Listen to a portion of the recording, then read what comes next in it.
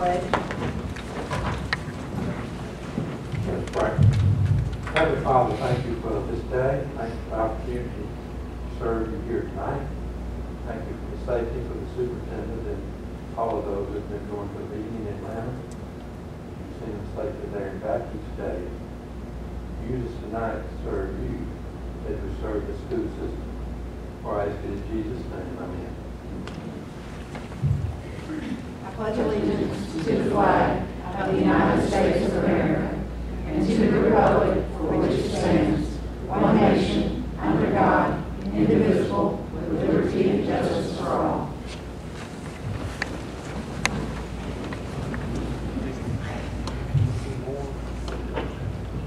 I'll entertain a motion to approve the agenda as presented. I make a motion to approve the agenda as submitted. Is there a second? Any discussion? All in favor, please raise your hand. 5-0.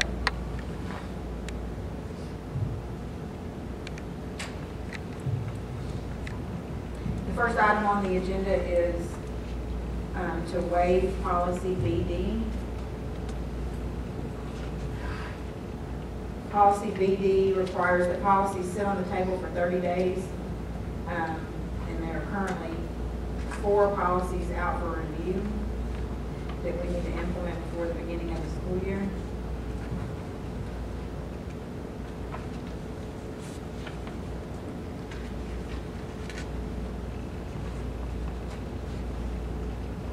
I'll entertain a motion that we accept the recommendation and waive the policy BD. I'll make a motion to waive policy. We have a motion and a second. Is there any discussion? All in favor of waiving policy BD? 5-0. Thank you for that, because these are policies that we brought back from the GSBA meeting in Savannah, and we did not have a lot of time in order to put them out there, and several of these do impact our students. So we want to, when school starts, to make them aware of these important policies. Thank you.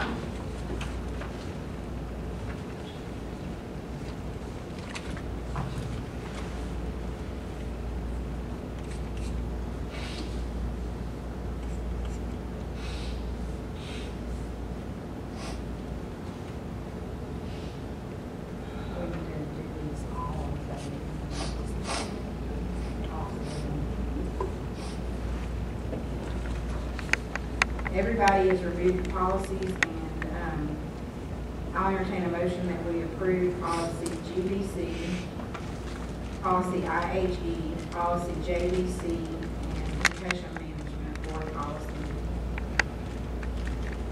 as presented. I'll make that motion. Motion is made by Mr. Coward. Is there a second? Seconded by Dr. Fincher. Any discussion? All in favor, please raise your hand. 5.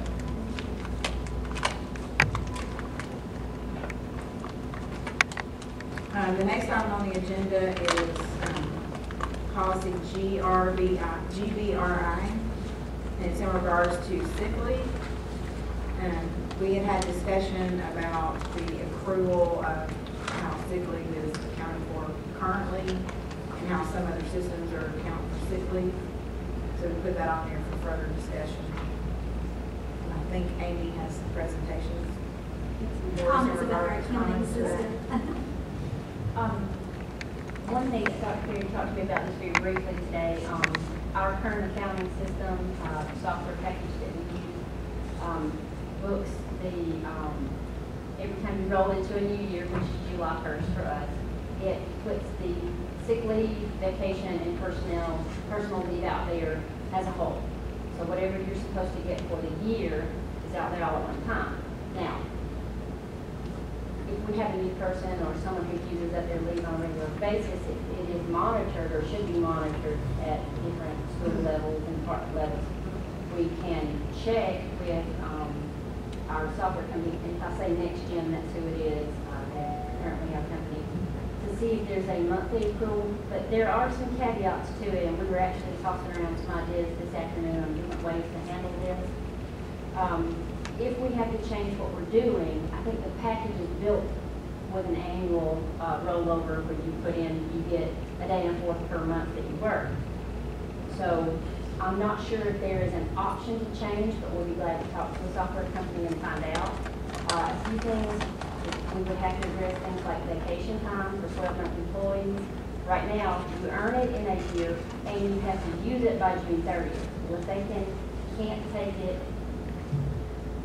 they have to wait until they earn it to take it, then you're going to have a whole lot of people off in June. So we got a few issues that we've got to check into, and we've tossed around a few ideas on how to handle that, where it can't be taken before it's approved, but we can work with the software system. We did look into a few things, didn't have time to get in touch with the software company. They don't respond usually, they're a big company, they respond usually within 24 hours, but it gets talked to human beings today. But we'll be glad to check on it and see if there's a way we can handle it differently. I don't think vacation time wasn't any part of the discussion. It was just primarily sick leave. Well, it's all in one package. If you, whatever you do to one in this particular software system, it does it to all. You can't say I want vacation accrued completely at the beginning of the year and sick and personal done by month. That's what we were tossing around, the idea of how to handle differently. And we got a couple of ideas, but we really need to talk to somebody next gen and kind of get some feedback too on what we want to do, how we want to handle it. But we didn't have a lot of time to get to work on this, an 88-page budget presentation today. But we've got some ideas on how to handle it a little differently, and I just need to talk to all the people involved in the city about it's going to work for everybody. Kind of need to hear to what we want to achieve, what do we want to keep in check, what do we want to keep from happening. I'm not sure I got in on all the first part of this conversation in the past, so. Well, the discussion just came up because other counties were accruing sick leave and personal days as they're earned. And that is actually what we do. It books it on the system and on their paycheck it shows. But we did find out that can be taken off. That was one of the things we were able to check on really quickly was What can be taken off, Amy? how many days you have. Say if you have 150 sick days, or if you're a brand new person and you come to work and once you cross that July 1st date, it's going to throw a day and a quarter per month. So if you're a 12-month employee, it will throw 15 days sick and personal out there for you on July 1st, your first paycheck in July. Yeah, I know, but you said that can be taken off, and I'm trying to find out what you were talking about. You said that can be taken off. It prints on your paycheck. Oh. There is an option to not print it on your paycheck. It will print what you have used on that paycheck, but it does not have to have that accrual out there, because sometimes people do see it and think, oh, I can take this. So that can be changed. I know that already. But I don't think that, in my opinion, is not the problem. The people that have a lot accrued have not been the problem. It's the people who have not had a lot accrued and have used up 12 days immediately and then they're docked, because people with the accrual haven't had a problem. Well, now, if they run out of days, if we have a brand new person, they are monitored in the beginning. They're not allowed to take 12 days after they've worked here for 4 weeks. You do have to accrue some on it. If that's happened, I'm not aware of it. But we have docked people. Once you're out of days, you'll be docked. Right. The issue's probably more people that are not new employees that's been in the system for years, they use them up every year. That's accurate. And one thing, the administrators, and I have been in training with the new teacher evaluation system, y'all help me remember one of those components. It may have been the professionalism component of that allows for the administrators to rate teachers on things like attendance and other professional duties and responsibilities that are part of their job. Now, that was under the old Georgia teacher evaluation program as well, but it is also a component in this new teacher evaluation program. And so one thing that we can do is principals, administrators, we can pay close attention to how the attendance is for our employees when we utilize that evaluation system. Well, one thing I particularly like about the way this policy is written is it takes the requirement off the table that requires a doctor's excuse at 3 days. You know, you still, if somebody, you know, if we see the need for it, a principal still has that right. Right. So just a mandatory one. So you're concerned about the mandatory? I'm concerned about the mandatory because Yeah, we have people that have had, maybe have 100 Yeah. days and still Yeah. have to go get a doctor's excuse. Well, the reason that's put in there is because the principal work enforces, I guess, but we have a lot of people that are using over their amount of days and whatever, it's apply or what, or It seemed that some that were overusing or habitual overuse, I year in understand. and year out. I understand. But you're concerned about the mandatory 3 days? I am, because Doctor's my excuse. feelings are that you consult with people who are having a problem and not so much everybody Right. for a problem that only a few have. And I agree, you don't shotgun the whole crowd, but you've got to have something to make Right, that, and this does make happen. that happen.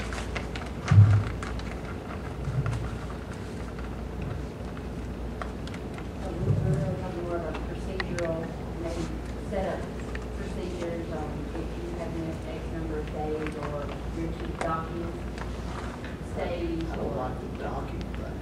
I mean, at that point, you're out of days, if you're under a contract, and I don't understand exactly how that works from the legal side, but are you not in breach of contract when you use past your number of allotted days? Excessive absences are so many days. Because assuming that you can apply those excessive absences to the college performance and also saying that they're wrong for maybe that red or some other. Right. And concern is that Yeah. you have to be careful with that. You may go into what I said, I'm not sure. And hearing what I was talking about with regards to the impact it's going to have on those. You do have a new way of evaluating people, like that's the normal thing going through it, and certain part of it is we have a trouble employee. We don't have a file with them, we've got smelling places at the personnel. It's like, that under this new system, there's a big, great potential for that to be corrected and have a big time with good administrators over that I've had. Well, I think a lot of the issue was too, between the schools, there was no consistency on how something like this was handled. And I think maybe this was just an attempt to put it in writing to make it where it had to be consistent between the schools. One thing I did was, in rating the administrators that I evaluated every year, I put down, I looked at everyone that I rated in terms of temporary duty elsewhere, if they were away from work, how many days did they take for that, and also looking at sick leave. So I believe that that's something that the administrators and I can work on for you if there are employees who have problems with this. I think we can help you in that area, help all of us in that area, because a substitute cannot replace a teacher. And a day lost from the classroom, those are important days to us. Now, don't get me wrong, I mean, these teachers earn those days, and they can take them if they need them. But it's just the, You're talking about excessive. yes, because I see the way things operate in the classroom with my kids when there's a substitute in there, it's not the same. It also costs us a tremendous amount for us. Yes. We don't get, I mean, reimbursement from the state is almost nothing. I mean, the amount that we deduct from their pay doesn't get even covered. So,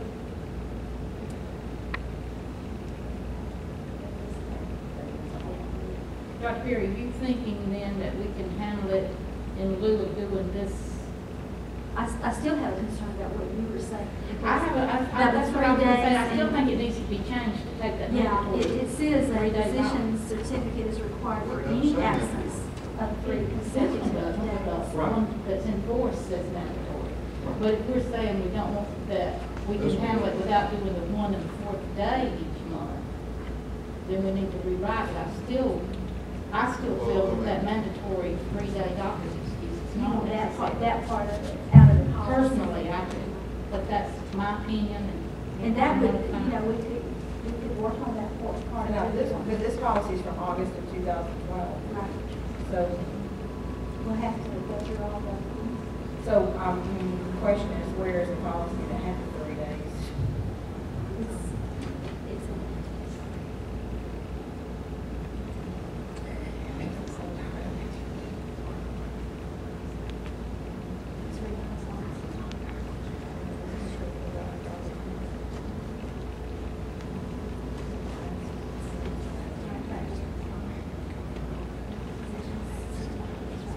It is in your page.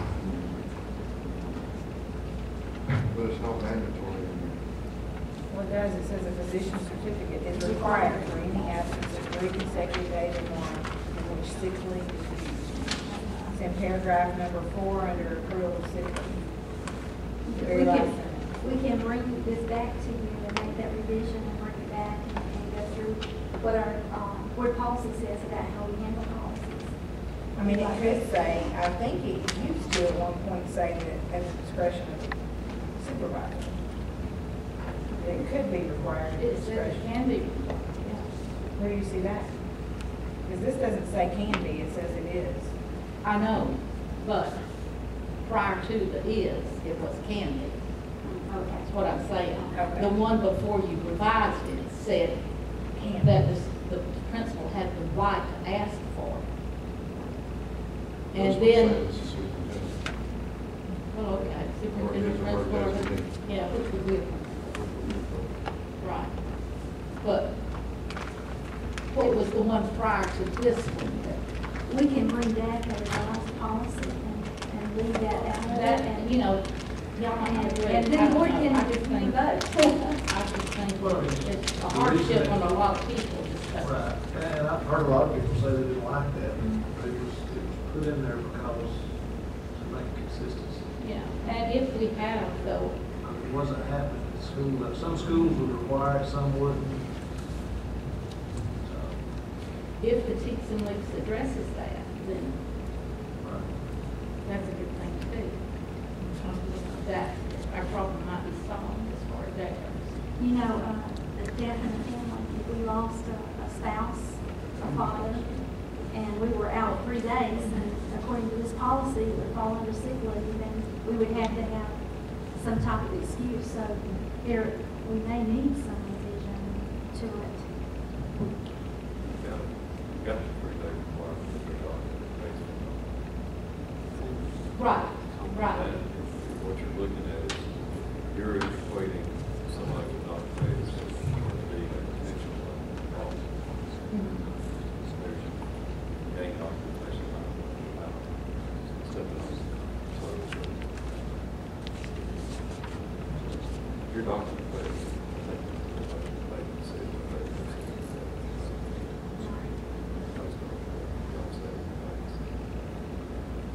but as long as they're within their allotted time. There needs to be a loophole though for extensive circumstances. I mean, you never know. If somebody has cancer, I mean, or, I mean, That would be it. And if we strike that one sentence out, the last sentence of that paragraph, then that solves the problem. But it still gives the superintendent or designee the right to ask for it. Just does not make it required. It doesn't make it automatic. So if we just strike that one sentence out of this policy, that fixes the whole problem. So we would, am I right, in bringing that and carry it through the board development process, policy development process?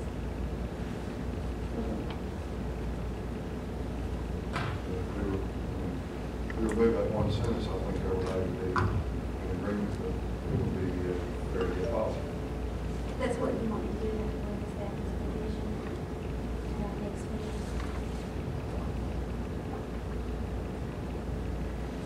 But we still have to address the issue of accounting, Well, that's, whether we want it, because if she brings this one back, it's still gonna say 1 1/4 days. this one's been in existence now since 2004. This policy has been in existence since 2004. It's 1 1/4 day no matter State what. mandated. Well, yeah, but I meant, we were saying, Right, it's been that way the whole time. And when it says you I know, earn, but it has, but when it says they you earn didn't. 1 1/4 day per month, it means per month you work, not 1 1/4 day Right. per work period. Exactly. Because 180-day employees earn, 20 days, every 20 days. well, no, not every 20 days. It's not every month. The time that they earn is for their 120 days of life. A 12-month employee earns 1 1/4 for the whole year. Right. So you're gonna get it every month. But for a paragraph who works 180 days, they're only going to get, it's over 10 and, let's do a teacher, I know that, 11 1/4 for a teacher, 12 and a half for a teacher, 12 and a half for a teacher. You don't get a day and a quarter per paycheck. It is per work month, but that's why it has been accrued at the beginning of the year, because it's not per paycheck. It actually turns out to be like little pieces each month. So a to go along with 240 paycheck. day employee would get more than a Than a 210 versus a 190 versus a 180. Correct. So for a 240 employee, you get 15 days. That's why it's been done at the beginning of the year, because there's not a good way, and their paychecks don't start over until September. You're not a 12-month employee. Through August 30th, Right. you're still being paid for last year. So, So whatever you did last year, that is reflected on those checks. We've already printed you line item checks for all the 12-month employees. A suggestion that I have is that our policies are going to go through the revision of Harbin, Hartman, Hawkins, and I suggest we send this one through to make sure the wording, I think it needs to go through and make sure that it's explicit, because there's one before that needs to relate back to the certified staff that it applies to. I would suggest that let me take this back and revise it, and let me bring it back.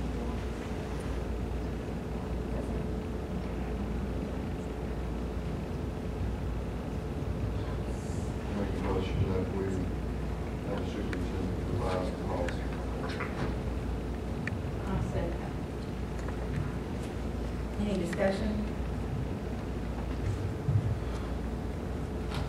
We have a motion and a second for the superintendent to revise the policy GBRI and then return it back to the board for review. All in favor, please raise your hand. 5-0. The next item on the agenda is executive session.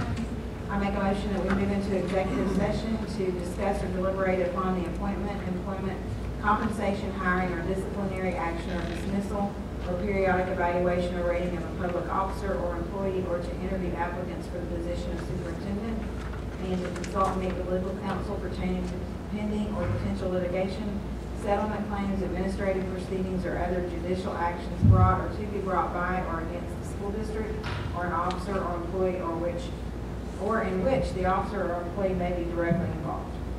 Is there a second? I said, Seconded by Ms. Andrews. Any discussion? All in favor, please raise your hand. 5-0.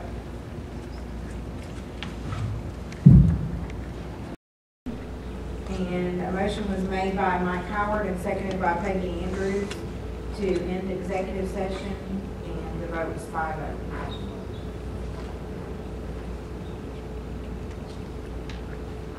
The next item on the agenda is approval of executive session minutes. I'll entertain a motion that we approve the minutes as presented by Mr. Lander before we left the session.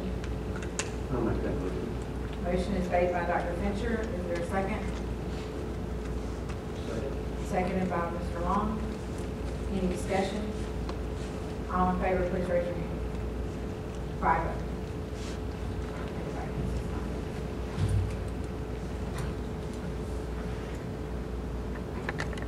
The next item on the agenda is approval of personnel. I entertain a motion that we approve the superintendent's recommendations as presented.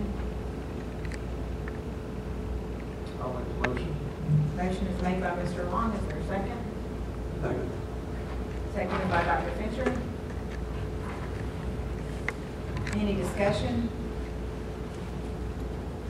All in favor, please raise your hand. 5-0.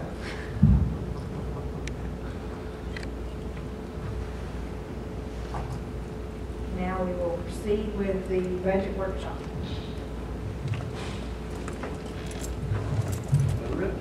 Wake up. 88 pages. I have a table of contents this time. Got 2 more chocolate bars if you're ready for them. So y'all let me know if you need a break. Page 1 is our agenda. At this point, y'all have not seen the category of instruction, which is our largest category, of course, and our special revenue, which is our federal grants and SPLOST and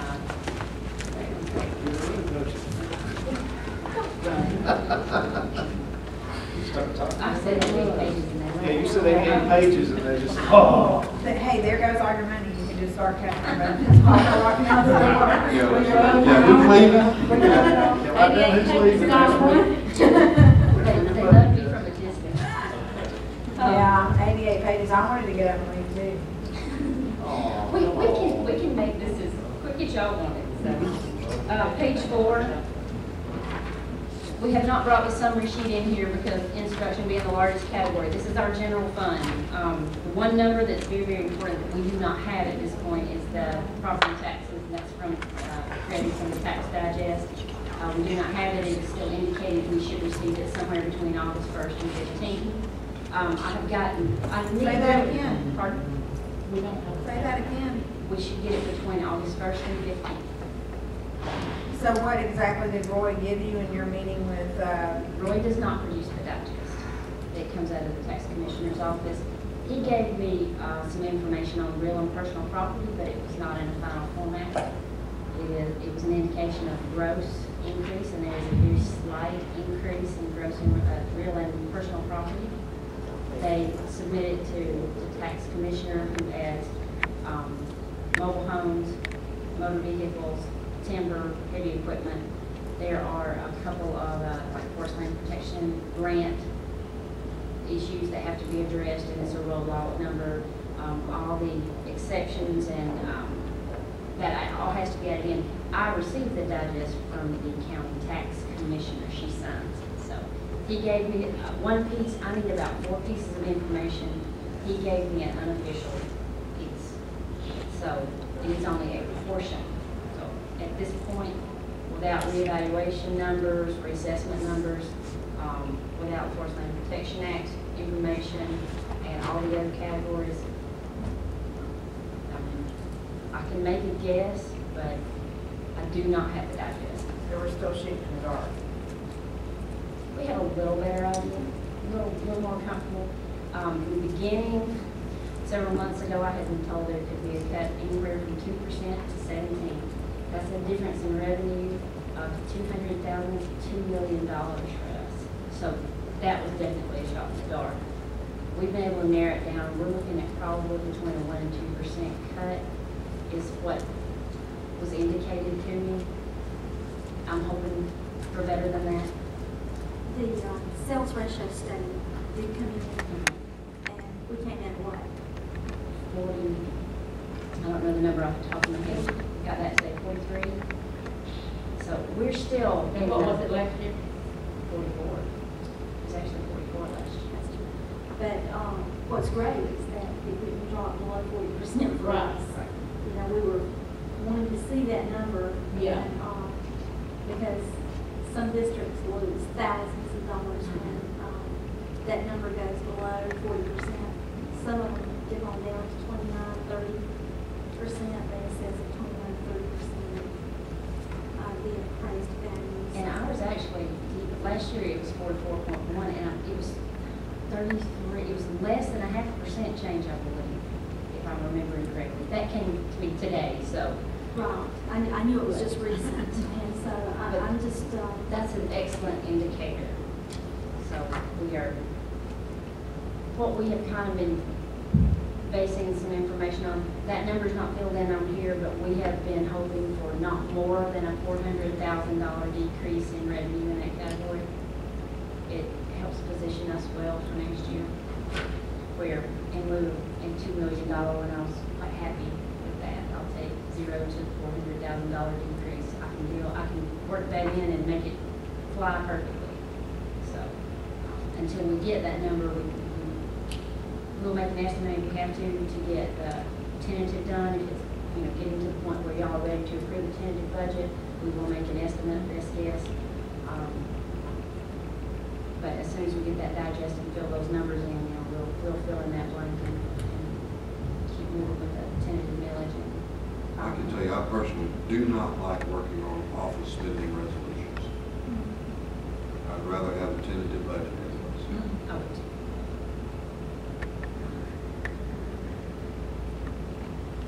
Personal opinion. We went for years with the tentative in June. Quite a few years. So that is the practice that you should follow according to DOEs. If we have a call meeting for personnel, we could then bring the tentative budget back.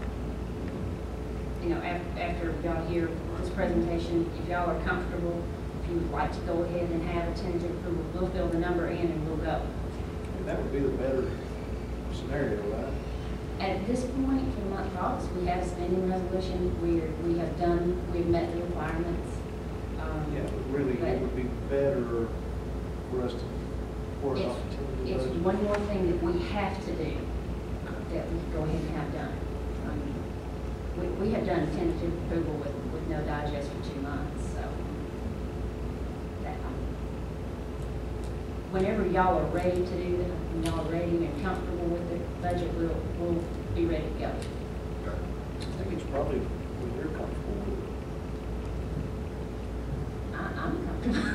Dr. Perry, I do want her to have a Amy's little. never comfortable. Oh, I'm good to go. We're into July. I'm ready to move along with this one. But, I did fill in the state QBE as we have in your notebook or with your packet. I did include a new QBE allotment sheet for FY14. We did receive a slight increase from last year. That's the $16,622,000 figure you see there. That was mostly based on an increase in, we had a shift from, we went down in total FTE earning numbers, student count, but it shifted from regular ed to a lot of special ed, and they earn at a higher rate. So we picked up some money from that, and that's good. That means we're earning when we can. Anytime we can maximize those earnings, we need to. So it was good to see that increase this time. We have also this year encouraged principals to maximize their funding in terms of FTE. Students who are served EIP, there are models that they can use where we can earn funding for those students at almost a double rate of a regular student. And so remedial, we've asked them to look at remedial funding and where they can utilize remedial for students who are at risk, and we want to do that. We not only want to remediate our children, but we also want to be able to earn the funding for the teachers' salaries. So, But doesn't that usually, you have reduced class sizes when you maximize it too, though, right? there are a couple of models for EIP, and so you can do self-contained, you can do reduced class size. That's the model that I prefer. But with the allowance now with the class size, it gets within a range where you can work with it easier than we've been able to do in past years. But we can, if we maximize FTE funding as we schedule these classes and as we look at ways to help children but also to help the district, it can help us in terms of the budget. And Sherry's not here, Sherry Martin, but she's been working with principals this week very closely to do that. So We've had a lot of work done the last 2 weeks. Kind of frenzy of activity, which is kind of fun in the summer sometimes. You have a lot going on and can see a lot that's about to happen and getting started with the new year. So, the next category is state other. There are only, at this point, 3 state grants that we have been notified that we are receiving. State preschool of $96,000, CTAE grants 38,000, and ag education grants of just under 35,000. Just got that information last week, went ahead and plugged it in. We have some other grants that are potential. There's nothing on the horizon. The couple that we've gotten in the past, we're not guaranteed anything else at this point. We lost a couple of grants in VOTEC, or they were cut. If it's a program that was completely cut, I think we've got a new person in place, and we're going to address some of those issues and how to handle some things and whether or not to continue some things. But if anything's discontinued, y'all will hear about it, and the superintendent will hear about it first. If CTAE is cut during the year, then we will make that adjustment. That as long as the board, For extended if that is, what we typically do is we follow the grant. Now, a few years ago, we did not do that. If it said, an extended day grant means they, instead of having a planning period, they have an extra teaching slot, and then they have to stay beyond the planning period also. But they might earn an extra hour pay. So we have to calculate actually 1 hour for that teacher for 180 or 190, whatever the grant said. We were adding local to it and benefits to it. The last couple of years, we notified staff that we were going to follow the requirements of the grant, and a few of them do have a local portion you have to contribute. It's kind of our buy-in to the grant. Whatever that grant's requirements are, we are following the dollar amount of those grants. If they lost 2 days, then the staff member lost 2 days. We notified them a couple of years ago through the personnel that this would begin to happen. They are aware of it. We did have some pretty significant cuts, and when I say that, usually 8 to 9%. This is not to their normal teacher pay. This is extra money. We have some staff members that get extended day and extended year in a couple of programs. So those funds were pulled back, and we matched the funds to the penny. We made sure that we did. A couple of those, well, we have 3 people that are 12-month employees, so these 2 grants actually are part of that, so that helps me calculate their July salary, so it actually came in at a good time. We will have some other positions, you'll see on the next page.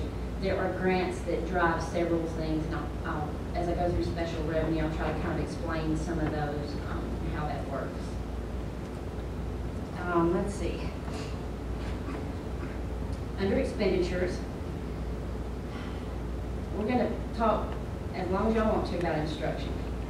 I'm very pleased that we actually have a reduction of almost $45,000. You have to keep in mind, we had step increases, state health increases for certified and non-certified staff, which we have both of in this, and this is our largest category, largest number of employees. An increase in TRS match, which is required from 11.41% to 12.28%. We've addressed all those things. We had a math textbook adoption that ran about $238,000, $240,000, and we still managed to have a reduction. Now, keep in mind, we did reduce staff, and that is certified and non-certified. This is keeping all that in mind. We still have a few positions, what we call on the bubble, that if we don't need them, then we won't have them. As positions have come open, if it was where we could collapse a class, we have been addressing that, and we'll continue to if we do not need a class. But we're kind of at that stage where, if they've got a contract, they're included in this category. We do have a little leeway in instruction. I'll kind of get to in just a second. The other categories down here, pupil services down, y'all have seen all those before, but there may have been some issues that y'all brought up or wanted to see differently, or maybe staff changes. I've made changes to all of those, and I brought them back, and I'm going to just kind of go through them quickly. One thing, Amy, before we get off of insurance. Now, back you said like we had $150 per participant per month. So we're going to classify employees. Is that mandated from the state as the employee portion, or are we passing that on to the employer? That is the employer portion. That is, now, in this budget, we were, last year, covering up to $129 per employee per month for single coverage. In December, for the January paycheck, we reduced that to $80.58 at a max. Now, some of them were less than that. What we've done is, again, step down and said, in this budget, no more than $40 per. And at this point, with the way this is come together, we feel like, unless that digest surprises us, that we can keep that for this year. Now, that is for all employees? Any employee who takes out state health with us, Right. single coverage, So- they get a $40 credit, is basically. Right. All I mean, coverage is more than you know, $40. I mean, we've got some employees that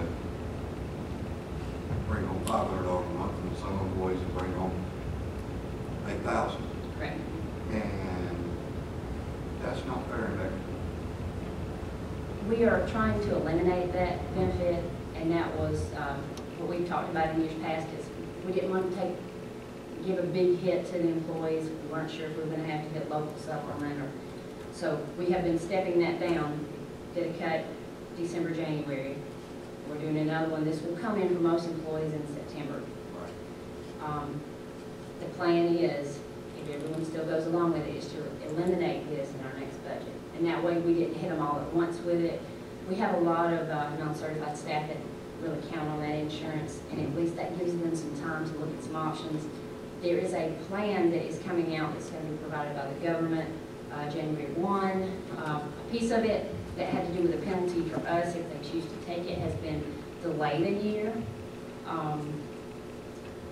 I'm not real clear, they're not real clear on how this is going to come down between now and the end of the year, but we may have quite a few non-certified employees and certified who could qualify, but without knowing their entire financial situation, with if there's a spouse, if there are children, I can't determine who's going to qualify and who's not, and they don't have to take it, but if they choose to, I don't know what the coverage is like. We have had about this much training on it. But more information is coming in, but it's changing. It literally, in the last week, that was put off, the penalty was put off for a year, which is good news for us. Anyone who chooses to take it, we were going to have to pay a penalty of $2,000 per, in lieu of them having insurance with us, which would have saved us money in the long run. But that is still changing. I think we're going to lose some of the folks who are currently participating in our plan, if the plan is what they say. It would be a cheaper option for them than what we're going to be able to offer. And that gives them somewhere to go before we completely eliminate this benefit. So timing is kind of good in that situation. As I know more about that, I'll come back to you with it. It's just right now, you don't have all the details. And it changed literally in the last week. I just think there may be other alternatives to that. Yes. Most 99% of our parapros work for insurance. Oh, not just parapros. Food service, bus drivers. Yeah, but, and they're taking the biggest brunt of our reduction. Well, they're hitting the hardest. Right. Because they're paid for it. Right. That's what I'm saying. The percentage is the highest of reduction in pay. Yes. That's correct.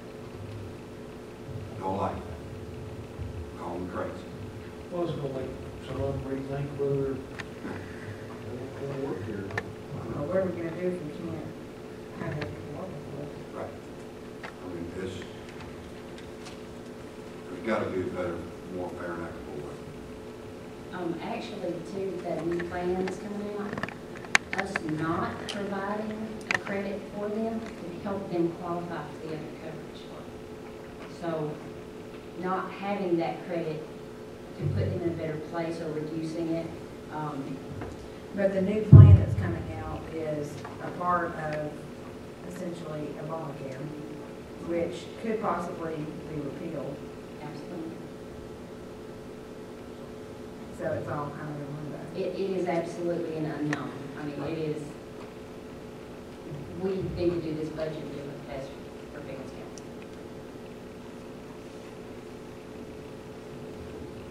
Okay. Okay, sorry for the interruption. Overall, our expenditures, we reduced them through the whole general fund by about $300,000. A lot of folks put a lot of work into this. We've cut operating, we've cut salaries and benefits, we've reworked, we've retooled, we've repositioned. Let's go ahead and flip to page 5. I want you to see the summary page for instruction. Now, someone had requested I put the number of positions in each category.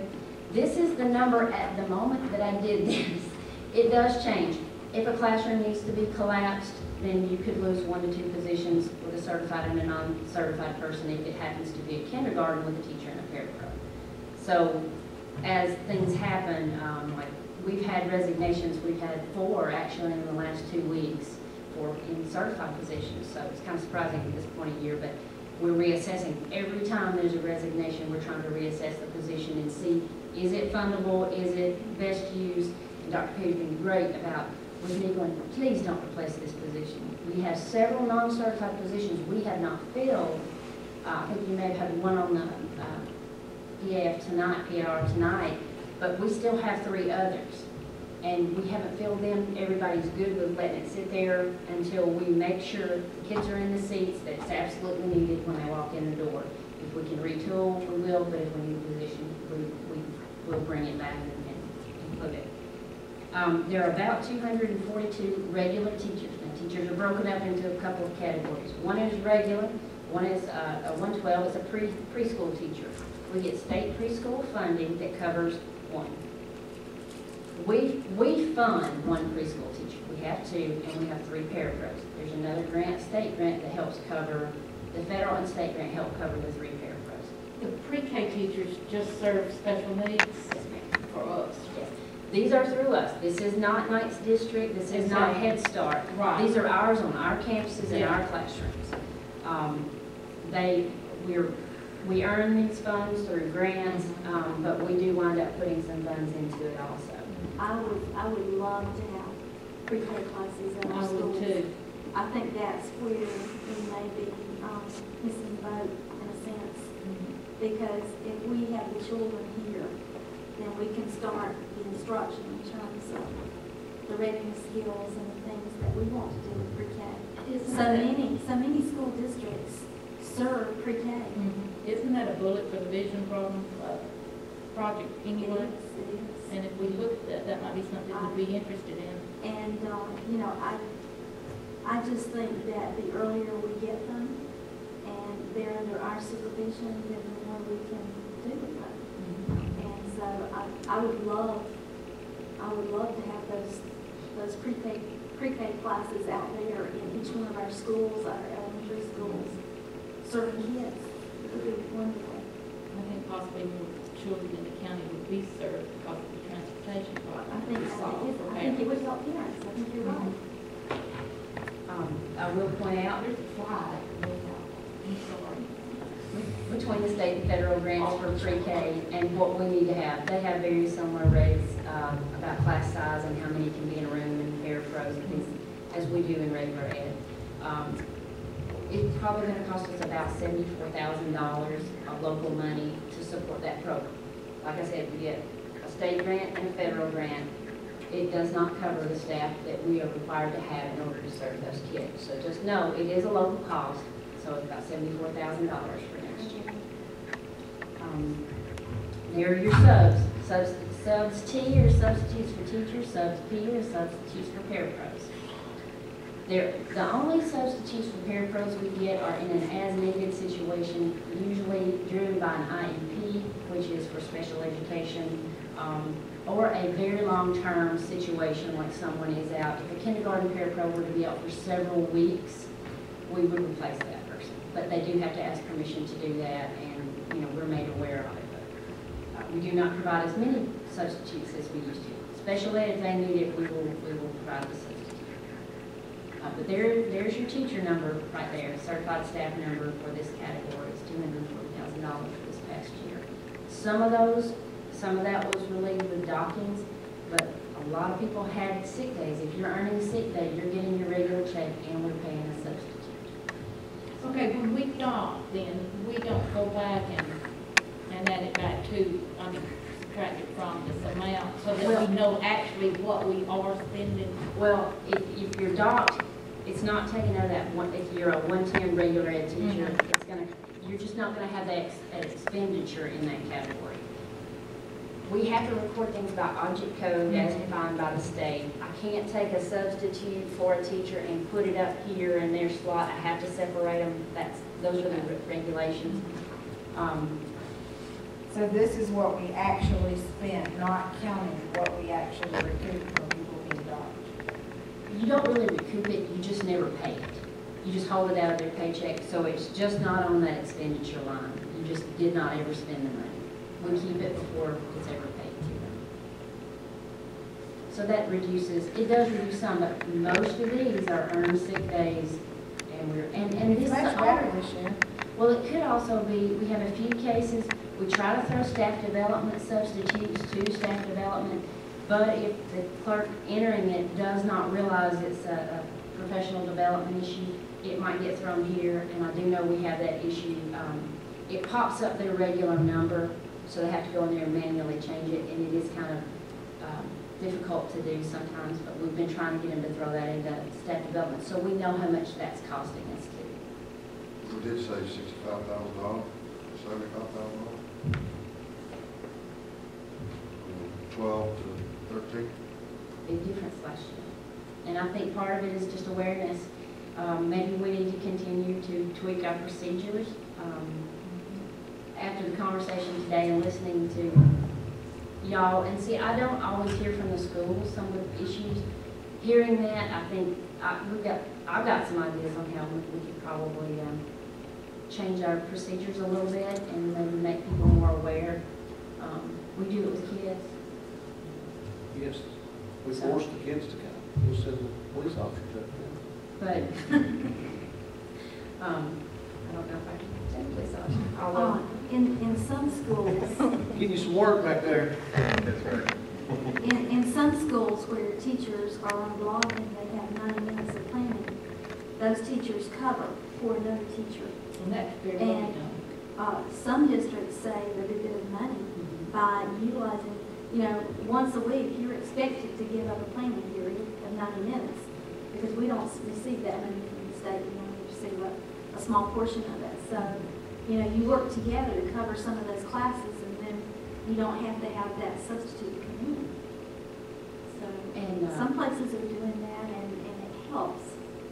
and I don't know if Dr. Perry's aware of this, plus she's done 4,000 things in a very short period of time, but we bombard her with information sometimes because every system is a little bit different on how they handle things. But we had guinea pigged a school, and it happened to be the high school where we said, you have to get your own substitute.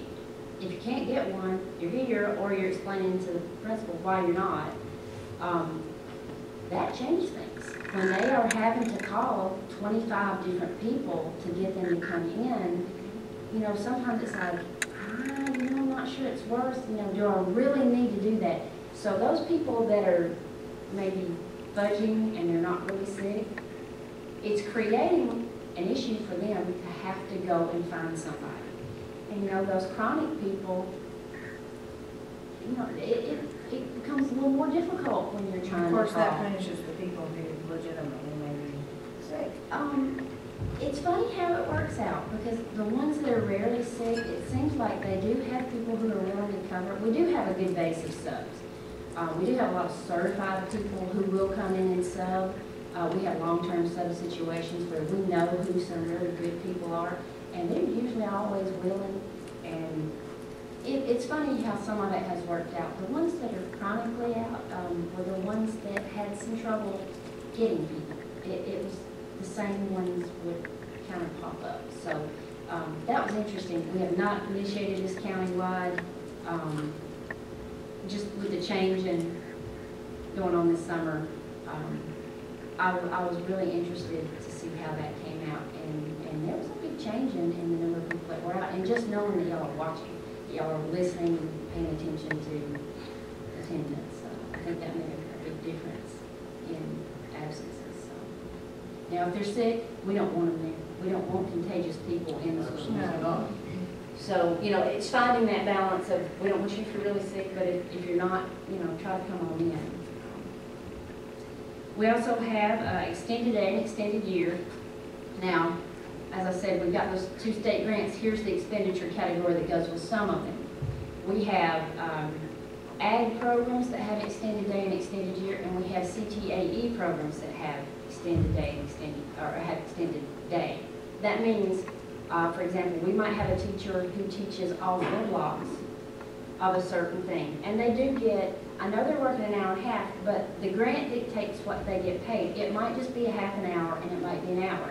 Some of the activities might have to do with a club, like FBLA, which is a vocationally driven club. There's a grant involved that if they're willing to do, and it's not just during the day, it's on the weekends, it's after school. It compensates them through that grant to be the coordinator for this club and to take them to these conferences, and it's very specific, and you have to apply. They send us back the approval. They may not approve it. We request an hour for Ms. Jones, they may give us a half an hour. So we do follow the grant. But those are out there, and we have teachers willing to take on additional activities for these monies. Do you request the grant in before the teacher puts in the hour? Right, I mean, correct. It's not a we pay it Right. later. And We see, do have teacher- some of those, I know. Teacher, other than the 3 in the summer that are 12 months, which I've got their grant information, the other CTAE programs, I should know before I have to do their salary. We will not have changes in theirs until the September payroll. So those grants, they'll probably come in August. So that way they can come in, you know, they're not going to do things probably the first 2 or 3 weeks of school. Those programs usually get going on into September. But we do have several staff members who are willing to do it, and so it is some compensation for them through a grant. Now, some grants do have a small local portion, and we have met the requirements on that. But they'll even give some funding for TRS, and so, you know, we'll probably wind up being maybe 90% of what it would cost us. So that 10% for 1 hour for one teacher, or a half an hour for one teacher, it actually winds up our benefit, and definitely the benefit of our students. Art, music, and PE and foreign language are categorized as 118s. This is a category, as y'all know, at the high school, we reduced several positions. Driver's ed happened to fall in this, because most of the teachers were somehow linked with PE or health, so they happen to be in this, so that's why you see a nice size deduction. They were all topped out. I think they may have all been topped out T6s. So that saved us quite a bit of money. What about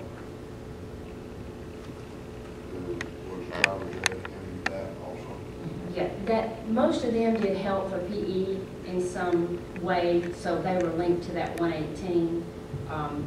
And so most of it was showing up here. Now, we did cut, you know, some K-5 positions, and between the 110s and the 118s, anything to do with music and art would have been in the 118. So that's why you're seeing, we didn't like single out a category, that's where most of that group fell. We did reduce, and it's a moving target, but between 11 and 12 throughout the county, certified positions, or teaching positions. So most of those were done as people left. We just reevaluated, and we have moved, y'all know, we've transferred and moved people to make it work better. 140, parapros. We were able to reduce parapros. We used to provide 1 for every kindergarten classroom, and then 1 per X number of students. And that number changed every year because we have been trying to reduce the number of parapros. Several years ago, and Ms. Andrews can attest to this, we had in excess of 100 parapros in this county. Now in general fund, part of these, we have 14 kindergarten parapros at the moment. That could change in the next few days. We have 2 ISS, and those are the middle schools. We have 31 special ed parapros, but part of them are covered by the 6B grant, special education grant. I believe I'm picking up 19 in general fund. And again, that is a moving target. There is about $30,000 extra in this category in case special ed needs additional parapros during the year. Because Lonnie and I talked about what she could take in her grant, and then I took the rest of it. But this is ISS. When you hear somebody talk about ISS, if they're a non-certified person, they also go in this category. And then we have a remedial classroom that is shared between a teacher and a parapro, and that parapro is in this category too. Okay, and ISS, the two that you have in ISS, what, is that just high school? No, or is middle that- school. The ISS, there is an ISS teacher at the high school. Okay, But there are 2 ISS middle school positions, and that's what they fund. There is a grant that helps offset any ISS position. It does not fully fund it, but it covers part of it.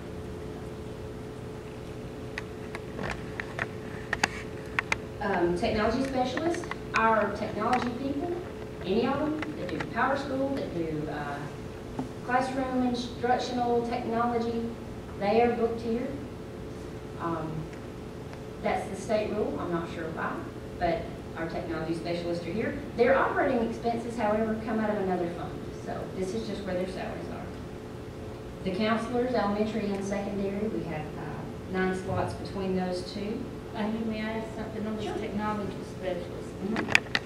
You're talking about the people in the technology department, right? That are Okay. actually employees, not Okay, not contracted. contracted. The contracted is not in this figure. That was 100. my question. 100 object code people are employees. Okay. They are employed here. Okay, If it's a 300 contracted service, that Mhm. means they are a temporary or, work for us on an as-needed basis. but we have several full-time contracted. They Right. can be if we need them, but Excuse me. they can be, the contracted ones can be, but if we don't need them tomorrow, we have the right to say we To don't say, need you okay, tomorrow. okay. We tell them when to come and when to go. Okay. A lot of them work when we're not here, Yeah. Christmas break and Thanksgiving break. Exactly. I didn't know how that worked out. Thank you. Then below, you'll see all the benefits that go with all these positions. State health, y'all know, required board match. There was an increase there. I was able to reduce it a little, but then I had the increase that it did bring the number up. FICA Medicare, that number, we probably won't spend that much as long as our employees shelter some of their insurance premiums and take advantage of not being taxed on things, which we try to encourage them to do. It won't cost us that much, but if we had to have the 7.654%, this is what it would cost us. Retirement, again, from 11.41% to 11.41% to 12.28%. That's your increase for that. And I do calculate on actually what we budget. Whatever numbers we're budgeting up there, I round it up just to the nearest 0 instead of having the change and everything. Unemployment, I did put in $25,000 here. The reason I did is we do have some staff members that we did send home. We have not brought them all back. Most of the ones we have not brought back were non-certified. They potentially could have the right to go after unemployment. We do have one from a prior year that we are paying unemployment on and will for this entire next year. So we have a little tiny bit of money there, but I think we can handle that. Other is our dental program. We pay $6 per employee. If they want our dental insurance, we may need to eliminate that. It's kind of been there forever. I'm not Is sure. that our matching, or is that just what we pay No. of their portion? We started doing that, I guess, before I started working here in 2000. That has been there. It's kind of become an automatic thing when they give us prices. We need to get them to undo that probably, but it's a discussion item when it comes up during open enrollment. But we contribute $6 per employee to their dental plan. I don't know that any employees actually know that anymore, so. Okay. Questions on salary and benefits for instruction. This is our largest category. This is most of our employees.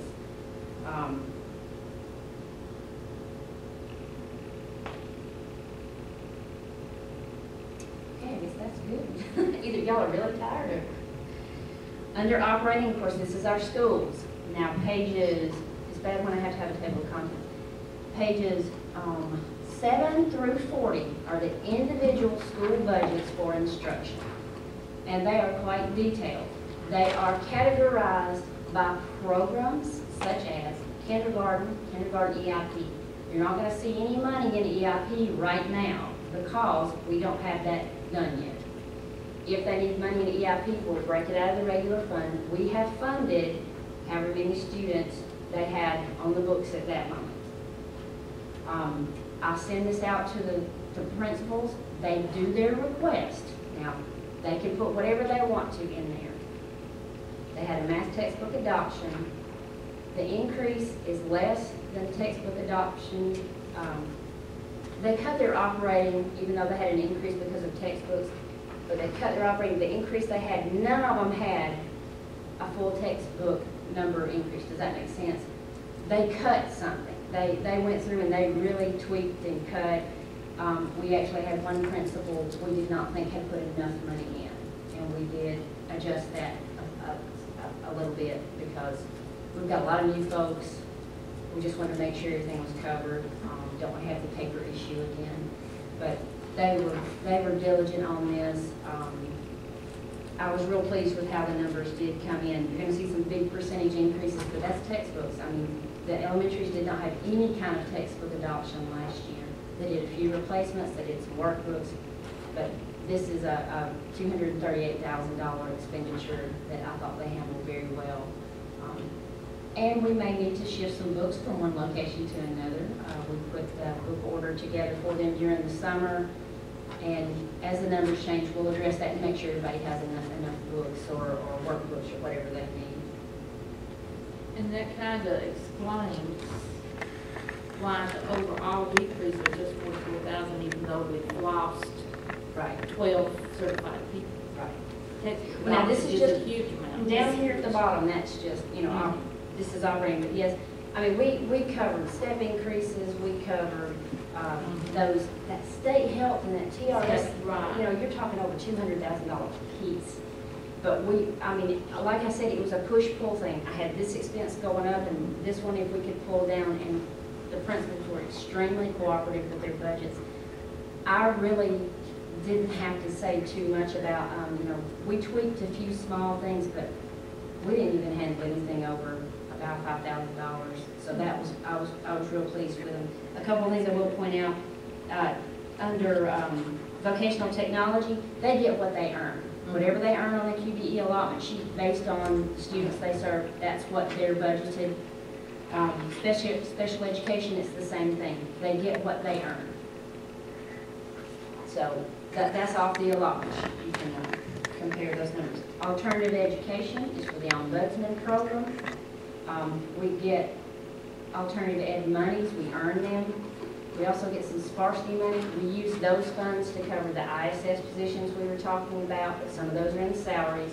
And then the $185,000, we actually earn about $220,000, but we use part of that for those salaries. So $185,000 is what we'll pay ombudsman next year. $25,000 is, we do have a few little small grants that run through, and we have programs like North Star. We do have to provide some materials for them occasionally, so we do budget about $25,000. We did not spend it last year, but it is there if it is needed. Have we signed the contract with ombudsman? Yes, actually, it was a multi-year agreement that was done. They will work with you if they see that it's, you know, tough budget year. They gave us a good price last year, and what they've done is they did a tiered thing. It went up from, it was either $180,000 or $182,000 last year, and so it went to $185,000. Now, if we go over with 40 students, it's so much per student, but we have not exceeded the 40 last year.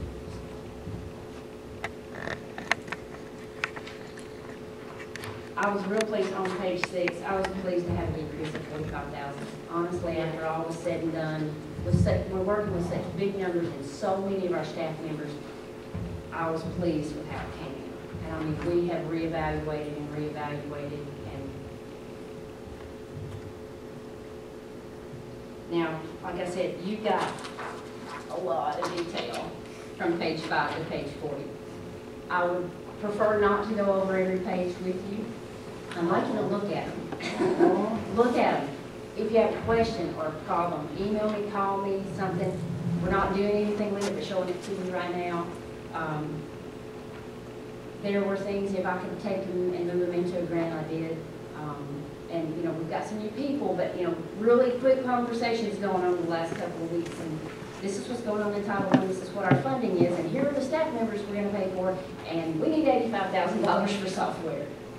Done. I mean, we really have pushed and pulled, because there was over $32,000 in the middle school budgets to cover certain software programs that they use as supplemental materials, and we were able to shift that over to Title I. I was pleased with that. Working with Sandy and working with Sherry, we have lots of things kind of in the works, and we're making changes. So sometimes I won't have a name attached to it, because like we're getting bids on a new program right now. Our old program went up $10,000. They're not meeting the needs, and it was going to cost another $5,000 to get them to meet the curriculum needs that we need next year. We're looking at other people. So I think I principals. mentioned that to the board. I actually got that one piece of paper today on that, and she was, I think, afraid of me and put it on the corner of my desk and left. But better program, serves our needs. We're going to see if we can put it and consolidate that, ask for permission. If everything's good with the board and the state, we'll go with the new program, and I think it'll serve our needs better.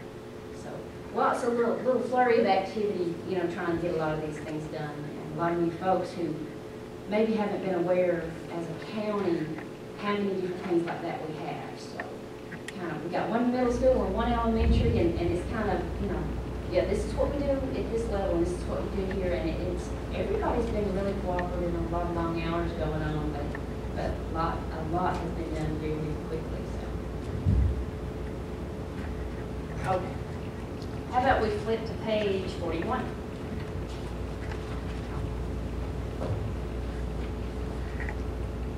Special revenue, this is outside general fund. This is federal programs, food service, debt service, and SPLOST. Debt service, $908,000. Those are our bond payments that are due next year. We move money from SPLOST. The revenues recorded in SPLOST, I have to do you'll see a transfer in. I just move it over into that debt service account, pay those two payments, and that's it. You'll see that on page 42. SPLOST. Our estimated fund balance is about $3 million. We still have a lot of money sitting there because we're not through with a couple projects that are going on now. For next year, we have a technology request of about $610,000, and M&O, part of the SPLOST plan, had $1.9 million. So you add those two to the projects that are still outstanding and the debt service, and you'll see that summary on page 42. That's the $4.7+ million in SPLOST funding, and then we should still have a fund balance of about $1.8 million at the end of the year. What year are we down with the bond payments? 16. Page 43. This is one of our federal entitlements. I do have to present these categories to you. It's a requirement for federal programs. This is Title I. This has to do with the number of free and reduced students that we serve in the county. We have been told that we are earning $891,000 for this. It's down from what it was last year by about $75,000. We pay for a couple of remedial teachers at the middle schools. There is no remediation program at middle schools. You cannot earn remediation money at middle schools. It's not in the formulas. I'm not sure why it's not addressed by the state, but this is where we go to have that remediation to take care of our students. Parapros at elementary schools, you can support your elementary learning environment as long as it is a Title I school-wide program. We do use some of these funds to cover that to the tune of about $145,000, and that is through our K-5 schools. The matching benefits for those employees. We are required to have certain materials for homeless set aside and defined in order to get this grant. So we have our homeless set aside in there. We also do supplemental materials to support what's called our ELL program. It used to be called ESOL. It's English Speakers of a Foreign Language, and ELL, I can't tell you what it stands for. I know ESOL, but it's people who do not speak English as a primary language. Supplemental instructional support. This is where those software programs are. Study Island, iLearn, Education City, Brain Pop for elementary and middle. The high school is not a Title I program. We've never gone through the process. It's about a 2-year process to get them approved. That's something we probably need to look at again to see, because our free and reduced numbers are much higher than they were a few years ago.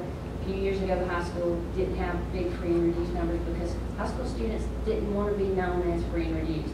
Now we do family applications. No one knows who is and who's not. You put in your little code number and you go through the line. So now we have a much higher participation rate. It wouldn't be additional monies coming to us, it would just be divvying up what we got among another school, wouldn't it? Well, it can be, yes, it depends, but that's the way it has been looked at in the past, is that we don't want to divvy it up with another school. It sometimes will be some additional funding for the high school. Yeah, it depends on how you Yeah, get it. for the high school, not necessarily. So, but they do not. So it's. Yeah, they don't get any benefit from this grant at all. Learning support specialist. We have the LSSs at K-5. They are at 49% with the exception of one who works in another position, who's in a shared position at one of our elementary schools. We did bring them down to 49% and they did lose their benefits. I think y'all told me y'all were not aware of that. Didn't want to say you weren't aware of that. That reduction. 49%. Is it because of the decrease in funding that happened? It was discussed, in the prior year, we had said if it was a 50% shared position, and like at one school, well, at 2 different schools, we had 2 50% people.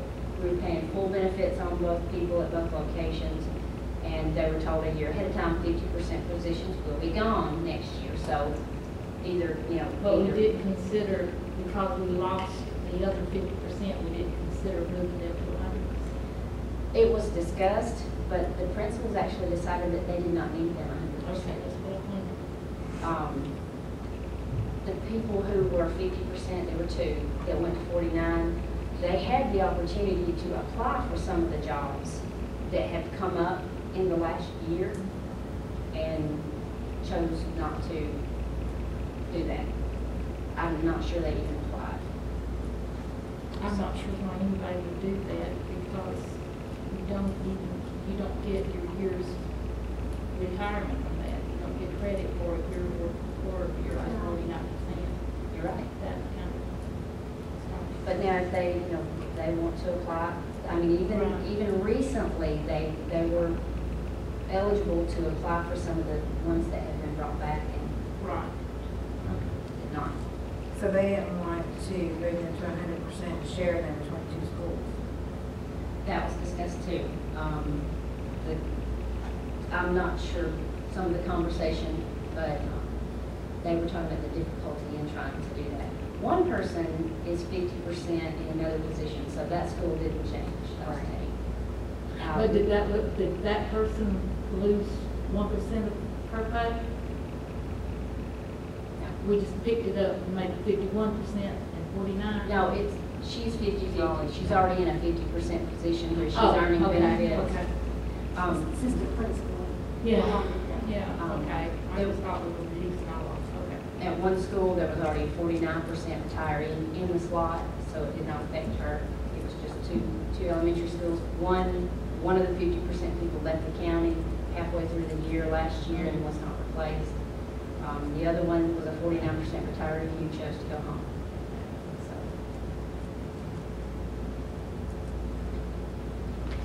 Okay, page 44.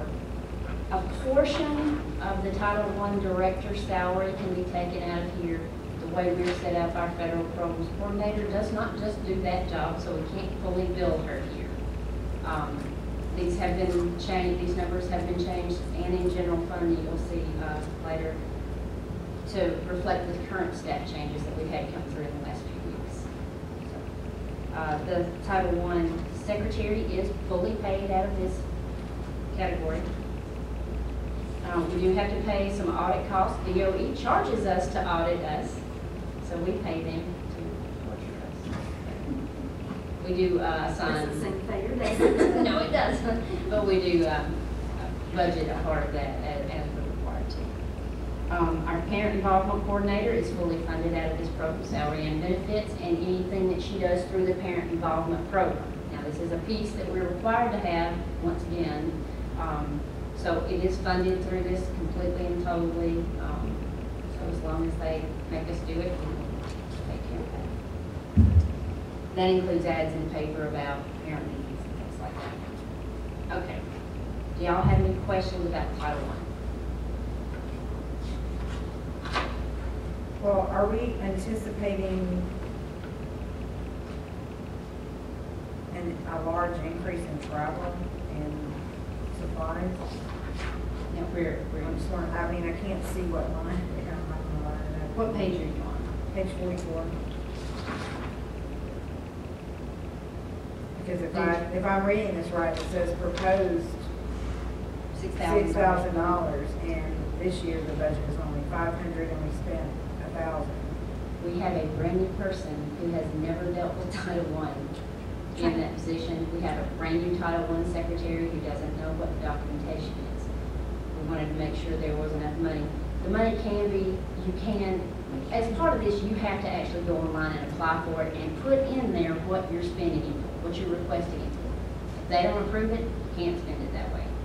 So if they were to kick that back, and they probably won't, with a brand new person, you know, Sherry's gonna have to very quickly get on this, and she's got a brand new secretary too, who doesn't know the documentation procedures.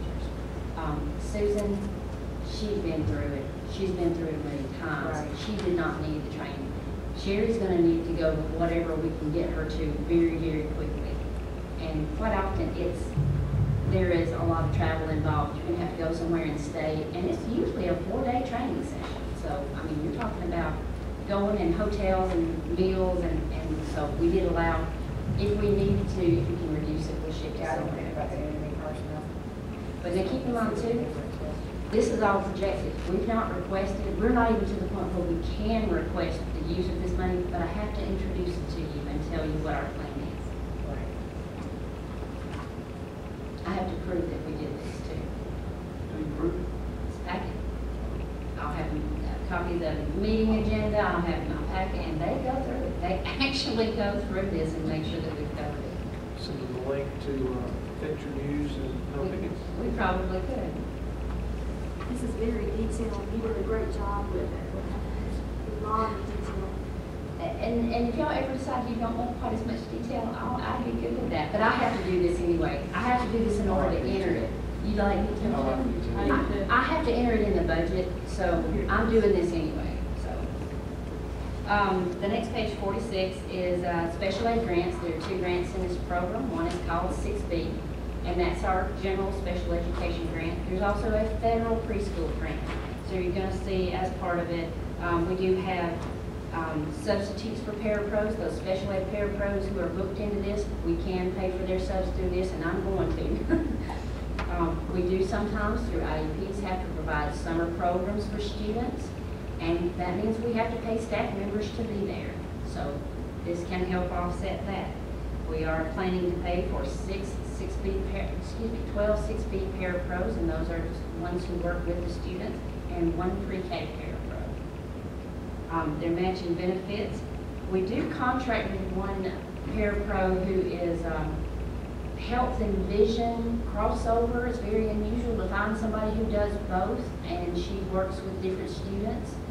They have requested that she come back, and she actually works for us for about $18,000 a year, and that's good for that type of service at that rate. She's worked with us actually for quite some time with different students and different needs, so they're real pleased with her and want to bring her back. Employee travel, any special ed people that need to go to certain types of training, and it can be anything under the sun that they need. we can go to this fund for it. Supplies and materials, now it can't be normal QBE earned supplies. It has to be supplemental, like a vision impaired student who may need a special screen to look at a computer. You can buy that type of equipment out of this. Hearing impaired, we do a lot of hearing impaired or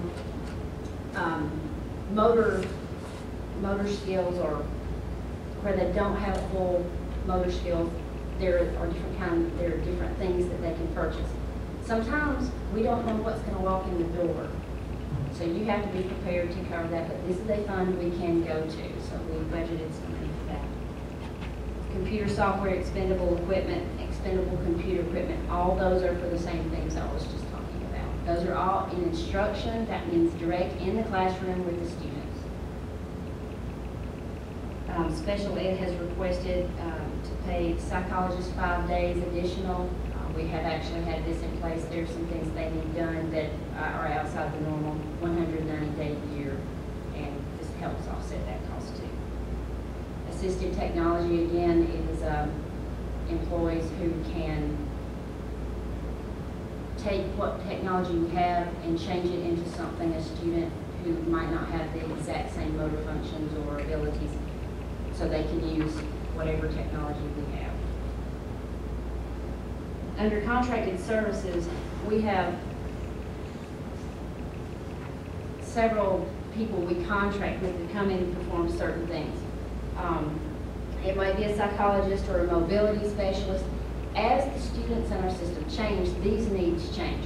This is what was identified based on the students we had last year.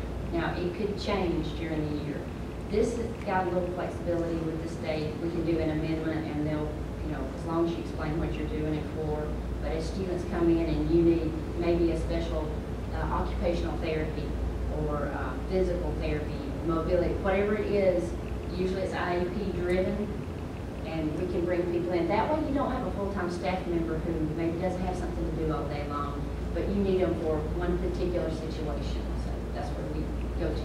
Something that we should probably consider is that a friend of mine who is a physical therapist, the way they are changing with Medicare kids, they're not going to cover a lot of stuff, so they're not going to be able to go to private practice, so they may be looking at school systems and all of it. And we actually, if they're Medicaid eligible, we have a program in place. We have certain services that are allowed and not allowed. If we have a student who is Medicaid eligible, we can actually, if we're having to provide a service, we can fill out a whole bunch of paperwork, but we can qualify for some reimbursement money. And we do go after that. We have a company that actually helps us meet all the regulations because there are a lot of, there's a lot of paperwork and a lot of work that goes into documenting that. But we can do it, so we have been, and we do get money back out of that program. It cannot go through a federal program. They cannot be federally paid. So you've seen probably a piece in general fund. They can't be more than 90% out of a federal program and still qualify for that reimbursement. So most of ours are 11% general fund, and the rest is in federal programs, so that we are eligible to earn that. And 11% is just so we don't mess up. So we work that. That's that maximizing what's out there. So we do that. And our special ed people are really good about if they know a student is eligible. And I know they are aware of some changes coming up this next year. Under improvement of instruction on page 47, 2 months of our special ed director's salary does come out of this. We're allowed to do it, and we do request that. So is a portion of the coordinator's salary. There are some things in the summer months that are not under contract with us that we do ask coordinators to come back and do. We do pay for that out of this fund. And Dr. Dukowski is aware of this. We've discussed this. She's good with this. I don't want you to think that I did this and she's not aware of it. She was fully involved with this. She helps me develop this budget. We can actually pay for bus drivers if we need transportation for a student. There are different things that we're allowed to do. communication for our administrators and special ed. We do run through this program, so When you said bus drivers, do we run all our special ed bus drivers through this or not? We don't. there's not enough money to do that. We try to use this money more back toward the students somehow, whether it's a parapro or, bringing somebody in to do mobility therapy or something like that. Bus drivers run transportation, but sometimes we have specialty situations, not very often, but even a parent who can't get a child to the doctor, we can run through. Almost $750,000. This was cut quite a bit from last year. One thing, we do have a contract with a certain situation. It's $115,000 for next year. It is in this category, it is budgeted. So, just FYI. Questions on that? I'm going to move a little quicker here. Page 48, federal vocational. This is some of that CTAE money we talked about earlier. They have certain things they can provide for the classroom, and then they have certain kinds of training and taking students to conferences, and this is part of those club things I was talking about, or the robotics team or this or that. This is the money to help fund those teachers to do this and that, to go to the conferences, the travel, and this can actually pay for travel for the students too. So that's a little different than some of the money that we get for staff development that's strictly for staff. This can go to students. So it's always good when we can help students pay for it, and so that any of them can participate there in the program. Page 49. This is our Title II grant. It is basically a staff development grant. It helps us, we have to prove we're high quality educators. We have an academic coach for the middle schools who she's split between the two schools, and we are able to pay for her salary and influence fully out of here. And then we provide staff development for staff out of the rest of it. And this is geared a little more towards certified staff than non-certified. Our regular staff development funds can be used for the board, for non-certified, for nurses, whoever. This one is geared more toward certified. And again, all these grants run through this consolidated application that is submitted to the state and has to be approved. So we can't do what they won't let us do. Page 50. I love Emily, she's still here. Emily's food service program is self-supporting. They have a fund balance. She was able to handle the state health increases that are coming, some changes in food costs, and still come in budget and still not have a price increase for breakfast or lunch. And her fund balance stays with her, right? Yes, ma'am. We do not interfere with her program. Good. She does not interfere with my general fund, and I don't interfere with her. So, and food service is recommended that they have at least 2 months fund balance for just for food service, because they've got to provide that whether the county has money or not. Food service is still going to be serving those kids. So very pleased with her program. Okay, page 51. Now all of these categories you see listed here, these 5, y'all have seen before. But when we brought it before, either something changed since then or y'all were requested a change. And the summary sheets here, pupil services, the reduction reflects the actual salary for the new psychologist. At this late date, I know who we hired. Before, I used a higher rate because I didn't know if we were going to wind up with a topped out T6. We wind up with a brand new person. It's cheaper. I changed the salaries on here to match our actual staff. Improvement of instruction. Part of the change for the federal programs coordinator / FTE / 15 other jobs that she'll be doing comes out of this category. So we had a person leaving and a new person coming in, and I moved those salaries. One leaving was part-time, one coming in is full-time. It did cost us a little bit of money, so that's addressed. So that's an increase. Yes. Media services, there's an increase. When I proposed media, the proposal at the time was to cut the media specialist other than high school down to 49%, which meant they lost their benefits, and most of them went from 100% to 49. Y'all didn't like that, we put them back to 100%. The only school that does not have 100% media's parapro is Tate, and they've had a half-time one for quite some time, and I believe it's actually a retiree that is a 49% of her own choice. So I made those adjustments, so that was an increase. General administration, our new superintendent, got about $70,000 savings on how the changes that we made, so they're there. Good job. You'll get a good deal. Yeah, what a bargain. School administration, as you know, we've had several changes in principals and assistant principals, and a lot of times when people leave us, they're topped out in hours work. And when you have new assistant principals come in, maybe they're not topped out. So we had some savings there. So I went ahead and everyone that I knew was confirmed, I did. We do still have one on the table that I have not changed yet. So I don't know where that's going yet, so I have to make a change to that. And those are all reflected from page 52 to page 81. Most all of this y'all have seen before, but I wanted you to have the whole package. So, you know, if you needed a reminder as to what some of this was.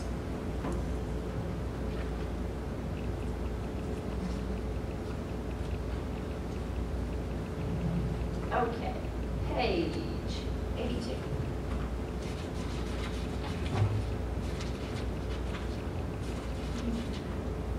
Can I ask a question? Sure. On this still has the, I know the board coordinator that we pay for is the salary, change jobs. Yeah, he left, yes. And we have a zero balance there. Is that the recommendation that we do not fund any of that, or? That was the last information I had. I have not been told anything different. That was the proposal back, Does this cause our children not to get any 4A?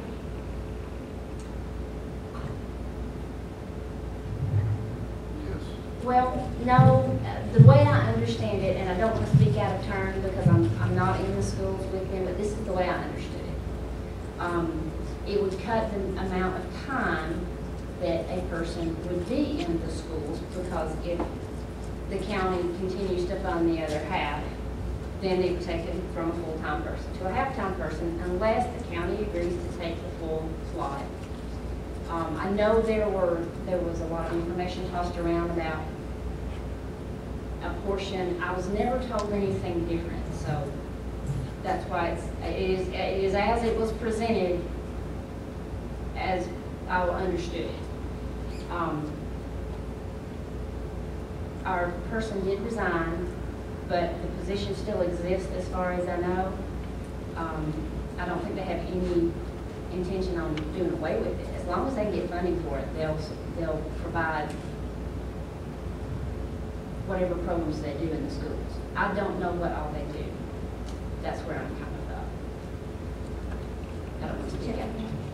Please, I would like stay on you that. to meet with them, find out what their thoughts are on what their plans are for next year, and I what know type that of programs they're going to have available, and so that we can make a good decision on this. there was information that went back and forth for a while. Martha actually told me today that somebody from there called. Today? Not today, recently. But they're not calling me, so I'm a little bit, I had somebody ask me, so, I mean, anything's still on the table. I mean, we got some information on that. I'm not sure I ever saw, it seemed like we were paying more than other counties around us. I'm not sure we ever got a response. Well, we did. the person was considered a full-time employee for us, which I never did understand that particular part of it, but that's not usually done in the county.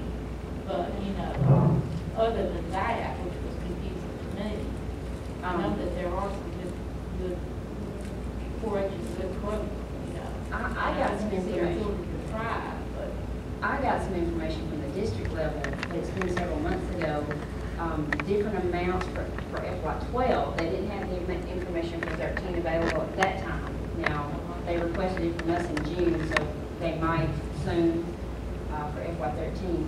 I know that if you want to use a couple of examples, Gilmer and Fannin did not contribute as much as we did, and I want to say it was $7,200 something for Gilmer County. I don't remember Fannin's, but it was, I know it was around maybe $10,000. But they didn't carry the person as an employee. Okay. And some of that they couldn't tell me. We asked a lot of questions, and then I kind of was not in it as much anymore, because at that time I was talking to the person. Or Can one we of do them. a survey of the surrounding counties in this city? What Yeah. that looks like in other places? Yeah, and the person who's actually in that office now, is she considered to be a 4-H person? She's She not, I know that she's not a county agent, right? She's a Georgia extension. She's through University of Georgia. I know, but her title is not county agent, right? I'm not sure what. I think she's 4-H, or not. It's all the same. It's University of Georgia. Yeah, but our county doesn't qualify for an agent anymore, so I'm told. Is that not correct? Right. I asked, she's not, Martha said she's not an agent. But she No, only, wait, she's yeah, not. no, an agent. Pickens County does not qualify for state aid. But no, she only serves Pickens County. I asked that myself. And she serves us as, we don't know that. Sounds like we need to get some. That's what you need to information know. on that. And see, that's not, What her that's, title is, what they're paying her to do, and then what we need to keep. and see, that's not, she's not funded through us. I But know, she's I not the one understand who that. came into the school. My question was, is she funded just for 4-H, or is she funded for other things too? I think other things too. Because I don't think she's fully 4-H, because she wasn't in some of the programs. I think she does it. If we can find out.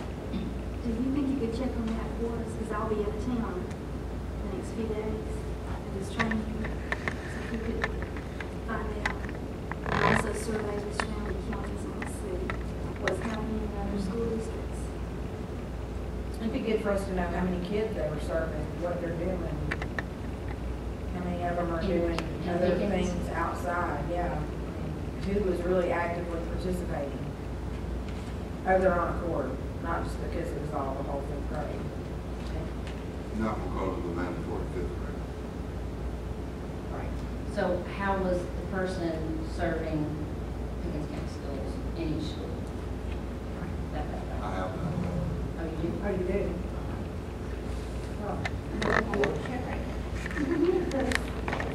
Somewhere in all that paperwork.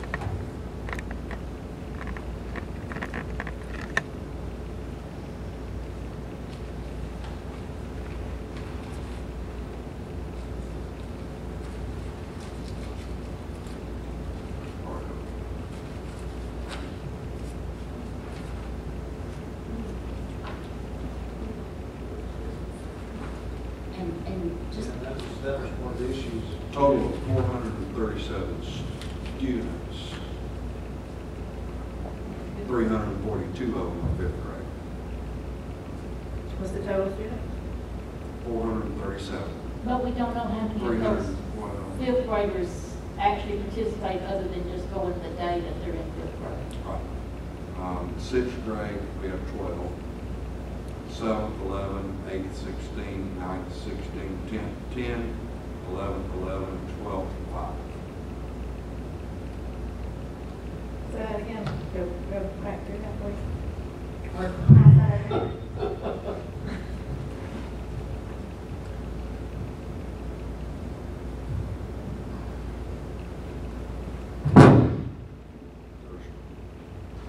I mean, there is several students that go through it, the whole. And those students get scholarships Right. too, which is a good thing for It's students. a great program. Pardon? It's a great program. It is a great program. Wasn't it the 4-H that beat the shotgun team. shotgun team? Yeah.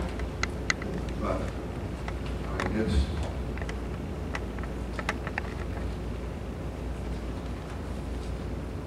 Well, we can. I think that we need to look at the program and how they serve our school system and fund it accordingly to how it serves us. I'm not sure that we, Um, Because- Sandy, because she deals with city limits, she deals with construction. You'll probably find out about the impact in the school.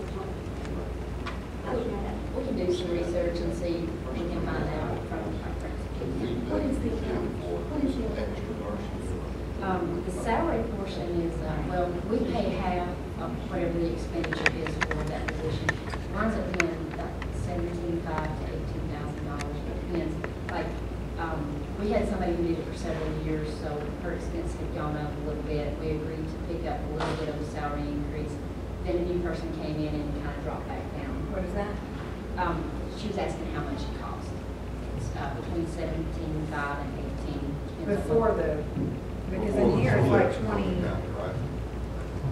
Oh, no, So what's the total in salary. here where it says $23,000? That's the salary portion. See, we hire the employee, and the county government reimburses us for half of whatever the cost is. Depending on what benefits they participate in, it can change. One person might take medical and somebody else might not. But we fund whatever half of it is, and the county funds the other half. But they wind up, the full expense winds up on our books, and they're booked as our. So we essentially pay $12,000. No, that's just the salary portion, the benefits cost. Oh, that's plus benefits. See, it's about We got it, 17,000. it's Okay. 18 or something like that. But we don't split the 17,000. benefits? We split the whole thing. Split the whole thing. So salary plus benefits winds up being about 32 to 33,000, 36. It depends on what they take out, benefit-wise. We pay half and we bill the county for the other half, and they just reimburse us. What do we do for other club sponsors? We don't do that kind of money. They're not employees. The only other club sponsors, we pay some supplements for certain positions, but it's not clubs. But now those grants, I was talking about the vocational grants, through those grants, certain things like FBLA, they do offer those extended day monies. See, that's not us. We apply for it, we ask for it, but. We're getting a grant to cover that. And sometimes there will be a local piece, but not. So what about FFA? Do we pay anything? Well, we get grant for ag, which. Well, see, ag, you get grant money, and that's what we use to fund that.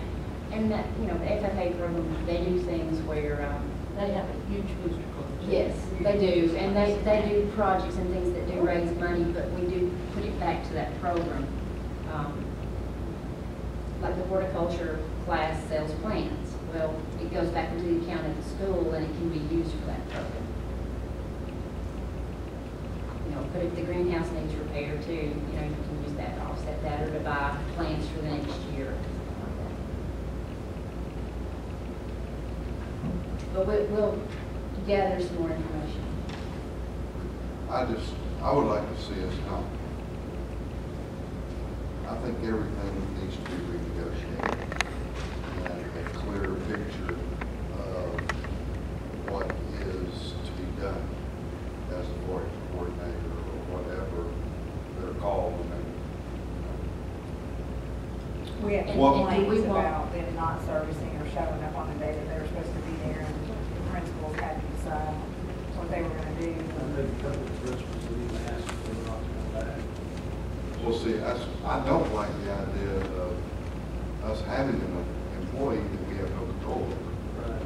And I don't Like think that, it so- should be- I don't that's think it should be something that employees. could be negotiable, is do we have to have them as an employee? Right. I don't think all school systems Yeah, do I that. mean, you know what I'm saying? I mean, that's just. It just sounds strange. It's something that, So if they get hurt, do we have workers' comp responsibility? if they are our employee, they are our employee, anything they do that happens to them, if they do bad things on our time, on our campus, it's our employee. It is the same as. But we don't have a person supervising that employee. They don't receive an evaluation from them. Not from any of our staff. They're evaluated by the person in the I don't extension think that's office. acceptable. That's just a whole I don't think weird. that's acceptable. I think I think we that's- have to be, I mean- if they're our employee, we should be responsible for evaluation.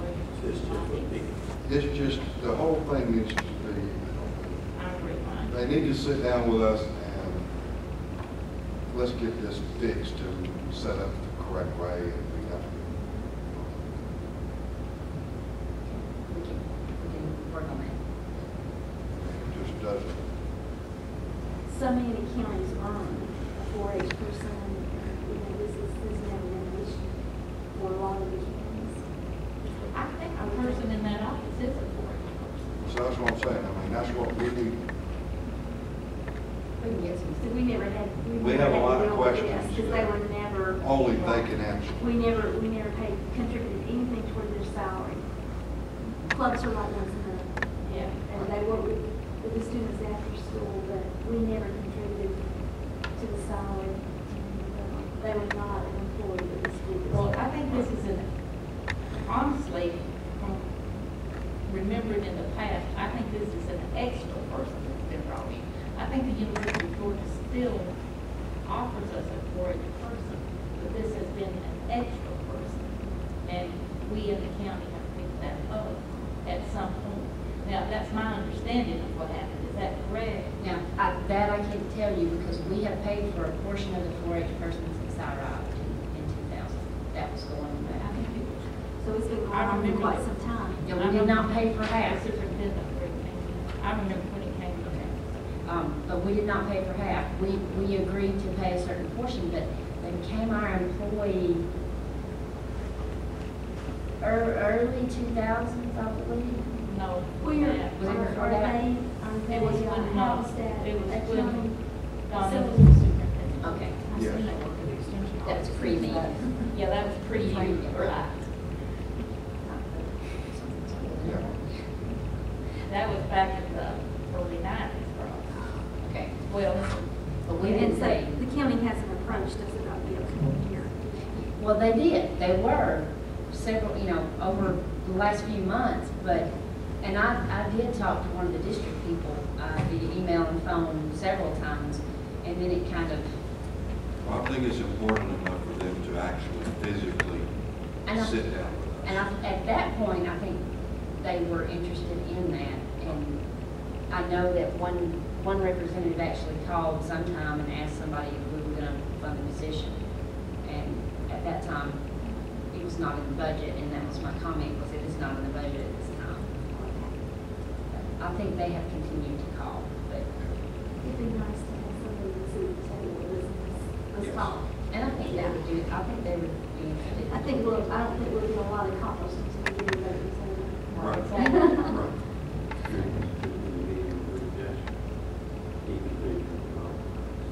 Was that one of those things, we're gonna have a call meeting? Pretty sure this needs to be resolved. We might get over the cow and talk to us then.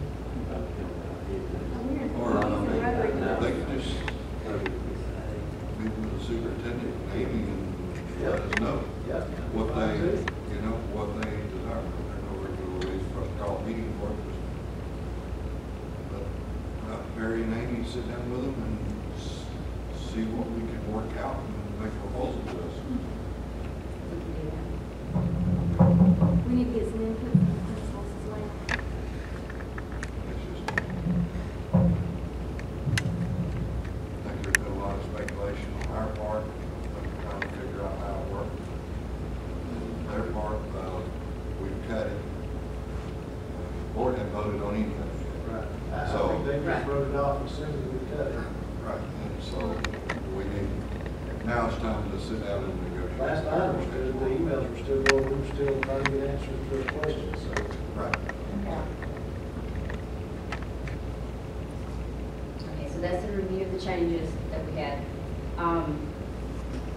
There is a lot more than had to do with the changes that were involved with all those categories. I just brought everything back to you just so you can see the whole thing, all the pieces of the puzzle. There's nothing that you haven't seen. So that's what, through page 81 covers those changes. Page 82 through 88, there are no changes to these categories. It's just been a while. I wanted y'all to have it all fresh in front of you.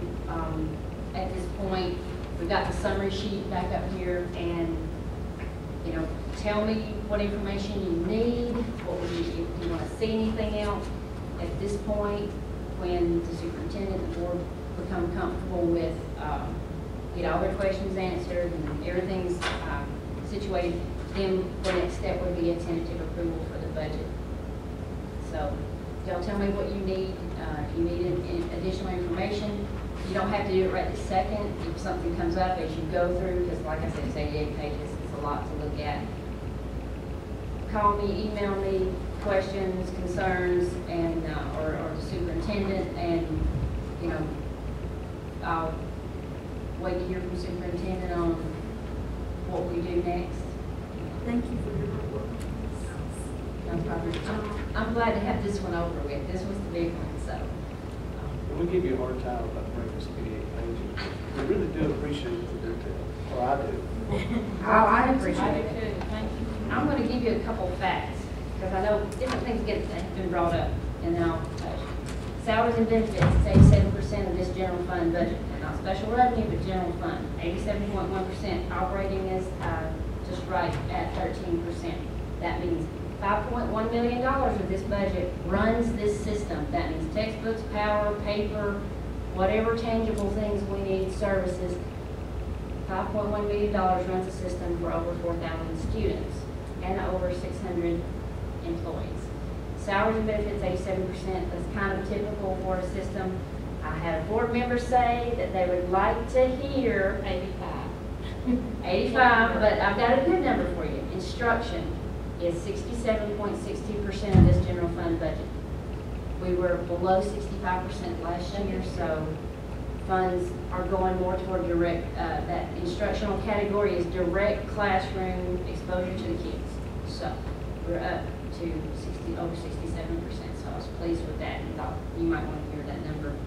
We have reduced staff. We lost one assistant principal, approximately 12 teachers. It has changed by the moment sometimes. 2 office clerks, 2 positions, the equivalent of 2 positions at the central office, and 2 additional contracted positions.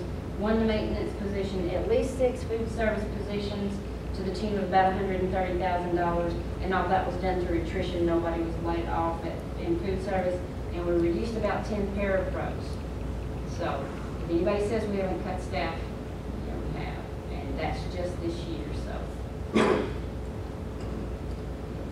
y'all need more specifics, let me know. You know, this 87% salaries have actually decreased benefits. Yes, and that's a So huge that's piece right, of it. keeps us at 87 versus dropping down. Right. That's a good thing. You can pull those positions down, and we're just kind of playing. I know, and we this- just that still push and stay pull. there because of the benefits rate. That's why I talk about pushing and pulling, you know, Mhm. I'm pulling down as much as I can, but then I'm required to pay out certain expenditures, and I don't have a choice on some of those. So. That's it. That's it? That's it. That's all you got? That's all I've got. I'll go. Y'all let me know. I said, I've never had a table of contents for a presentation, but I had to have page numbers this time. So. We have something to digest. No, we really don't. We still need to digest. You know, I will tell y'all, this is some of the backup material. This is not all of it. This is just what I thought was pertinent to bring tonight in case I needed a quick reference. There's probably about this much more. This is what, if you ever wonder if I make people give me information, this isn't all of what the principals and the directors and the different departments had to provide. So feel sure that we do check into what's in this budget. So. Thank you very much. Thank you. Big thank you. All right, well, the next item on the agenda is board comments. Madam Chair, three of us participated in the webinar yesterday, or at least 3 of us, I don't know if anybody else did. Was that when? That was today. Oh, hello. It was just a long time, it was a long time ago, it was 12 Well, hours. I know, I felt like it was Okay, yesterday. today, on the new board distinction. and we got a lot of good information, or I felt like it was good information. And there's some things that we really need to talk about in order to participate with this. One of the things will be our training with the superintendent evaluation, and then of course we've got to start looking into the vision project so that we can be part of that. And there are about, I think I listed about 8 or 9, I didn't bring with me, steps or things that we need to be looking at. And we do have to apply by October now. Most of what they said in the webinar, in order to be considered, that you should be complete by June 30th. Okay, but since this is the inaugural year of this, that they're giving everybody up until they apply to finish all the segments in order to be recognized. So we need to take a look at where we are and what we need to do in order to do that, because we certainly need to be a quality board, and then a board of distinction, and then an exemplary one. So we just need to think about it and work on it and do the things that are required for that. I wish I could have been a part of that today. It was good. It was really, really, I'm sorry I had to miss it. it was interesting. But I got to and, get credentialed. Actually, it didn't last as long. They had listed that it would be an hour, but I think they were doing that for Q&A, and there weren't that many Q&A. So I think that there was about 4 things that we have to work on, and the primary one was the visionary project. Great. So Making well, sure that it we're on the right track. with that We are on the in terms right of- track with everything Have that our we're doing. strategic plan. Right. And being sure that, and I know you all have been working on it, that our school Well, I think- strategic plans are combined or integrated with the, and we have to, show that we See, are. we're well underway with that, and I talked with Georgia Evans about taking our strategic plan and seeing where the vision for Georgia will fit into what we're Exactly. doing. And that has to be shown in our strategic plan in order for us to It be does. there. And then too, like, distinguished school is a 2-year process, I think they said or something. But you have to have an internal, committee to audit it or whatever. And then when you do go to exemplary, if we possibly perform like that, there'll have to be an internal and an external committee, and the external would be GSBA. But when we get to that second phase, after the volume, there will be an internal one, and that's a couple of board members plus community members plus superintendent. So to look at where we are, what we're doing, and provide. I've worked with one of those committees in the past, so, and they're very appreciative, especially community members who come in and are a part of it. They're very appreciative of the fact that they were consulted and utilized. Well, I think it's really worthwhile and something we should be working toward, and that's my opinion.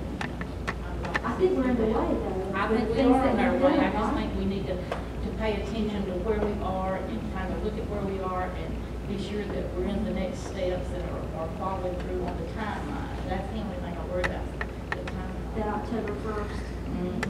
That we get And that's everything exactly- done before then. That's exactly why I included the vision as part of that July board meeting.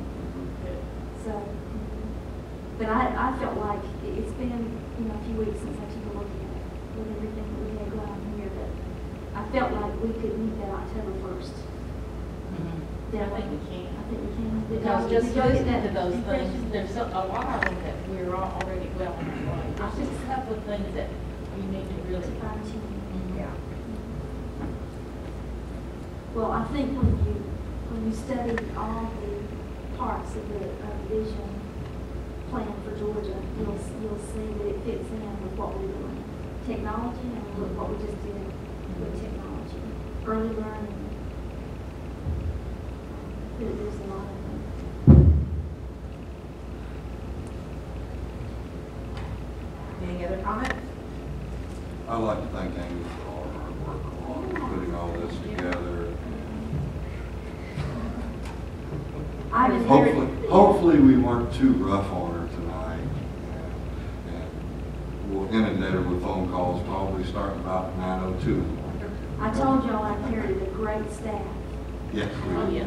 I did. There are wonderful people who are working with me all across this district. And I'm so thankful, I'm very grateful. But good people. Amy does an excellent job. The county told me that they wanted her, and I told them Uh-huh. why. No means could they ever have her. So. If there's nothing else, I'll entertain a motion that we adjourn the meeting. You got it. Motion is made by Dr. Fincher. Is there a second? Seconded by Mr. Coward. All in favor, please raise your hand. 5-0.